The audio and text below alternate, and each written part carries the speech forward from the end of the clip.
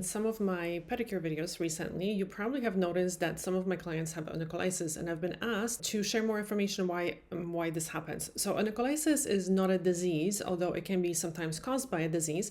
It's simply a condition where the nail plate separates from the nail bed.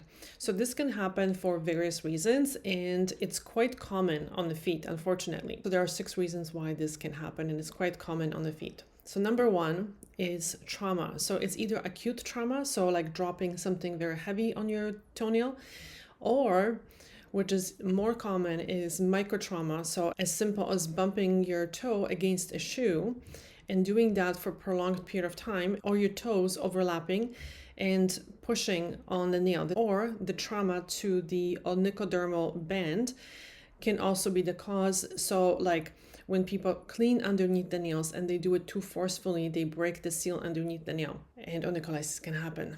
Number 2 is allergic reaction to gel polish, but also nail polish or ingredients in those products rather. And then what happens is your body actually is trying to separate itself from the allergen or from the irritant, literally separating the nail from the body. Number 3 is damage.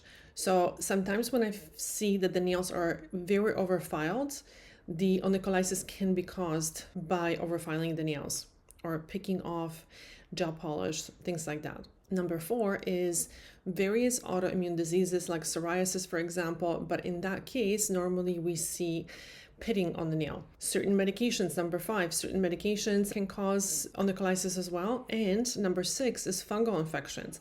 But then the nail is usually thicker, it's discolored, so it's more yellow and it's crumbly. So in order to hopefully allow the nail to grow out healthy, it's imperative to figure out why the nail is separating. Because if the reason for the separation of your toenail is trauma, then treating it with antifungal medication is not going to make a difference. So normally in my practice, when I see a separated toenail, I tell the client that the nail is separated because very often people don't notice or they don't know.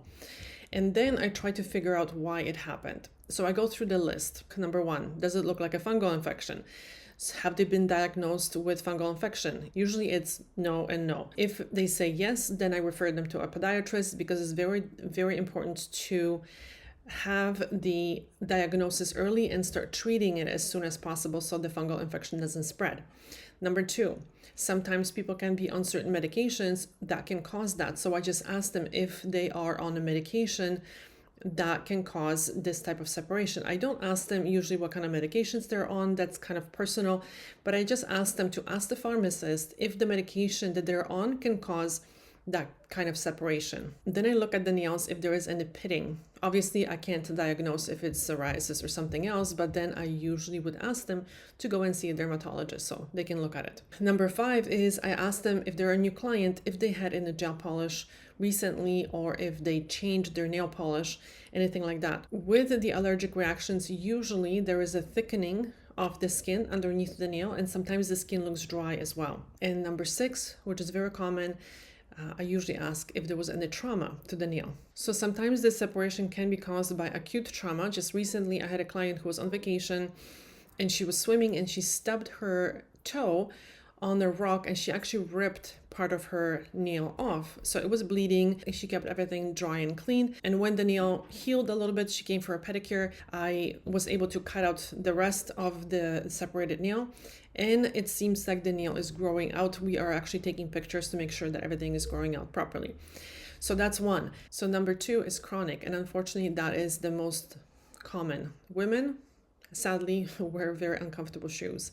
And actually, not even uncomfortable, improper shoes, because very often clients tell me that their shoes are comfortable. Yeah, they're comfortable when your toes are squished together. But when you put your foot relaxed on top of your shoe, you'll see how much your toes are actually overhanging the shoe. So the shoes that often women wear don't allow the toes to spread properly and not to hit each other. And that trauma by just pressing the nail constantly can actually cause the nail to separate. And this usually is visible on the side of the big toenail close to the second nail. So in my experience, if the separation is new, usually from acute trauma, when it's not too extensive, when treated properly, very often the nail can grow out healthy. and normal. But most of the time when the clients come in with existing separation and I ask them how long they've had it, they usually tell me for a very long time, usually years. Sadly, in such cases, the condition becomes chronic because the nail bed changes over time and the nail bed becomes permanently shorter.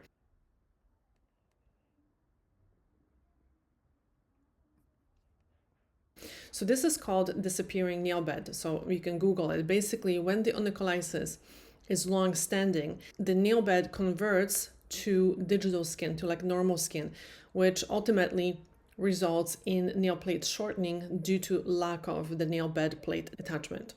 So in cases when the separation is new-ish and it's caused by chronic and repetitive trauma, like improper shoes, I recommend, number one, correcting the cause.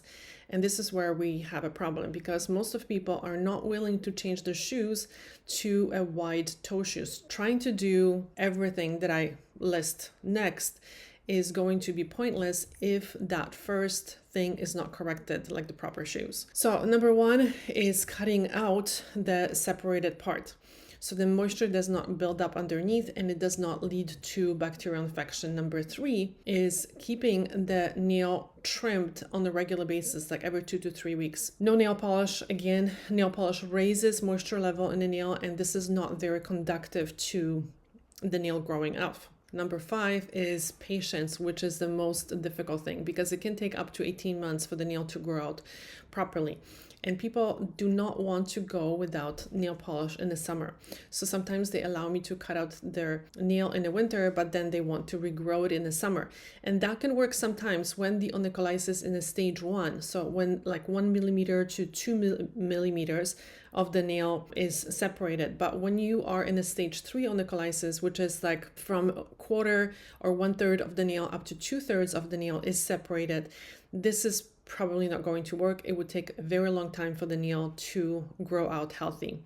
So most of the clients are not willing to do this, and this is why you see me doing the best I can in this situation, keeping the nail short, cleaning out the debris, and that's all I can do in this case. So one more thing I wanted to mention. Correlation does not mean causation. So although I recommend testing for fungal infections because that is very important, it is important to consider that just because there was some fungal spores found, that doesn't necessarily mean that the separation is caused by fungal infection. Sometimes fungal spores just happened to be there. The onycholysis could have happened due to persistent trauma to the nail, and then just treating the fungus but not treating the trauma is not going to be very effective. So I hope this video was helpful and explains a few things for you. Thank you so much for watching. Bye.